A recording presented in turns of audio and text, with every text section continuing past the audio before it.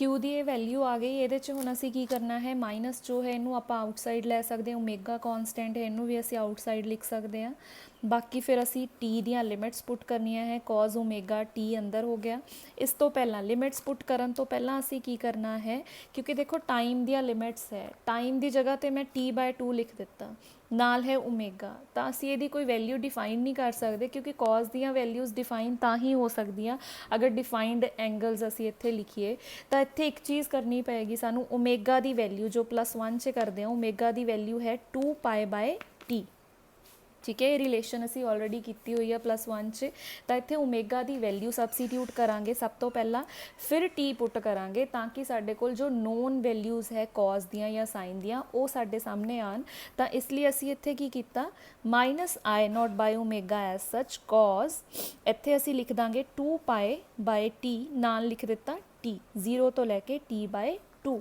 हुण ये जो स्मॉल t है इहदी जगह ते असी फाइनल ते इनीशियल लिमिट्स की गल करनी है। -I0/ओमेगा, इत्थे की आ जाएगा cos 2π/t as such, final limit t/2 minus, उस तो बाद इत्थे की है t की जगह ते 0, तो ये सारा की मल्टीप्लाई च 0 हो जाएगा। इत्थे भी ओमेगा नूं असी सबसीट्यूट कर दें, -I0/2 पाए, और टी कित्थे चला जाएगा ऊपर, और ये चीज़ आपस में कैंसल आउट, 2 नाल 2 कैंसल हो जाएगा। इत्थे क्या आ जाएगा cos पाए माइनस cos 0।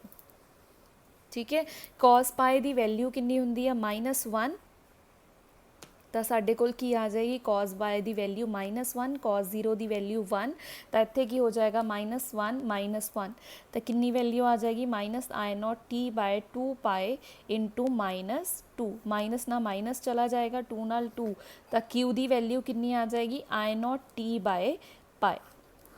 ये असी वैल्यू फाइंड कर ली क्यू दी। एक असी डेफिनेशन बाय डेफिनेशन लिखनी है क्यू दी वैल्यू, जो असी डेफिनेशन लिखी सी, अगर उत्थों असी क्यू दी वैल्यू लिखनी है तो डेफिनेशन च असी करंट किहड़ा लैके चल रहे सीगे, एवरेज करंट दी डेफिनेशन सी ना, तो असी I0 नहीं लिखांगे, असी लिखांगे एवरेज करंट। टाइम कितना लैके चल रहे से उस डेफिनेशन च t/2। तो ये इक्वेशन जिहड़ी चार्ज दी है फ्रॉम डेफिनेशन है, ये असी कैलकुलेट की।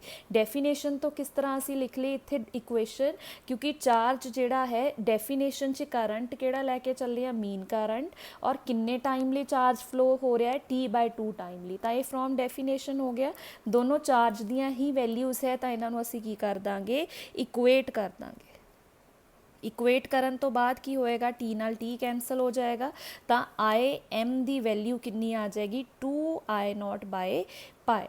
ठीक है, 2/π, पाई मतलब 3.14, जदों इनू असी सॉल्व करांगे तो साडे कोल वैल्यू कितनी आ जाएगी, इत्थे साडे कोल वैल्यू आएगी 0.636 I0। ये हो गई relation between average value and peak value of current. इसे तरह अगर EMF की कैलकुलेट करनी है तो जिथे जिथे आए है उत्थे उत्थे असी की लिखते जावांगे, ई लिखते जावांगे, तो ये वाली इक्वेशन आ जाएगी।